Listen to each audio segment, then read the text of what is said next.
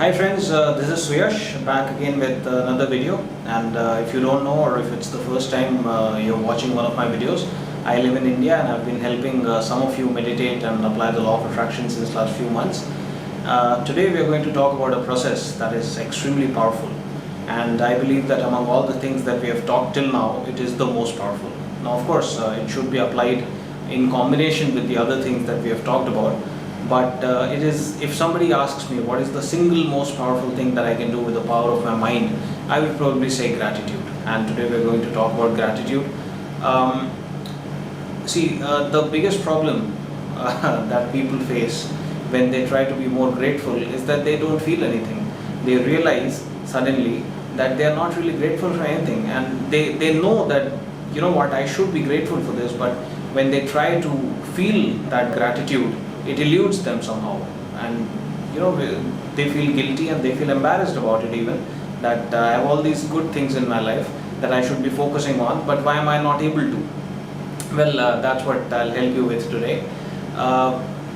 Basically, the approach that a lot of people have, and of course they are not to be blamed, we have a way of thinking, right? We have a way of thinking, we have been conditioned to think several things and think in a particular way. And so we think like that. So nobody is to be blamed, but if we feel that there is reason to correct and there is scope for improvement, of course we should do it. The problem with most of the people is that they look at gratitude, or rather they look at their life with a sense of entitlement. Now what do I mean with that?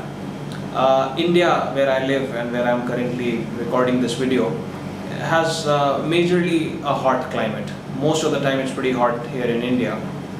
For example, right now I believe the temperature is anything between 35 and 42 degrees Celsius. So it's pretty hot.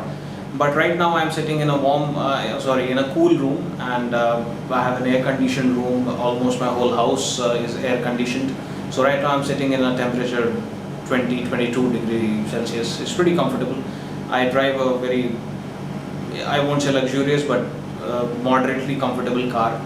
The places that I go out to visit for work or for just fun with friends and stuff are good places. They are very comfortable. Now, I can think about these things. You would expect me to be really grateful about all this, but when I started out with my practice of gratitude, the way I thought was that, see, I'm an educated person, and I worked hard to get this education, and I really work hard at the work I do, and so don't I deserve even all these things? So why should I be grateful about it? And that's how a lot of people think, if not consciously, subconsciously. This thought was not there in these exact words, but the feeling was there that if something like this happens, if I can be of a financial stature where I can travel business class in every air travel that I undertake, that would be something to be grateful for. But right now my life, well, I completely deserve it. Not in these words, but this feeling was there. So, and that's, I think, with a lot of people. But then I see many people that don't have as much as I do. My life would be a dream life for them, but they practice gratitude all the time. For example, we have this thing called a rickshaw here in India. Rickshaw is basically, take a tricycle that is ridden by children and magnify it to a great proportion. Two people sit at the back, and there's one poor chap that peddles it around throughout the city, and he earns very meager amounts for that. And if you have ever been to India, you will notice that many of them, if not all of them, when they receive the money, and that's a small amount of money, 10 rupees, 20 rupees, 50 rupees at most. 50 rupees, by the way, is less than $1. So when they receive that money, they touch it to their forehead and they look up and they thank God for that small amount of money. So that person who is receiving so much less than what I am receiving is grateful. So I think gratitude is something that has got to do more with your to do less with your circumstances and more with what you practice thinking. I have, I think, said this in one of my earlier videos, that gratitude is a skill. So this is the problem, that we look at things that are in our life with a sense of entitlement. We are habitual of complaining. We are not habitual of feeling grateful, and that is why we are not grateful. And on the other hand, there are other people who are living lives in a manner that is I'm sure I should be using a better word, but their life is beneath our life. Our life is much better than their lives, but they are able to feel more gratitude than us, and it is simply because of practice. I said in the earlier video that gratitude is a skill, and skills can be generated.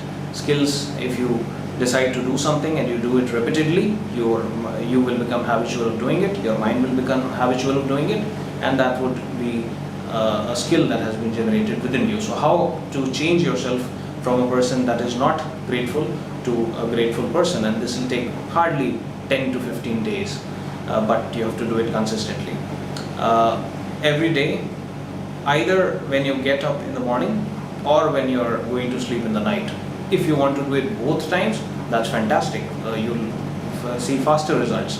But at least once, either after getting up or before calling it a day and going to bed, make a list of things that you're grateful for that happened today or that particular day. Now it will take just 5 minutes, 10 minutes, but 5-10 minutes be in that feeling.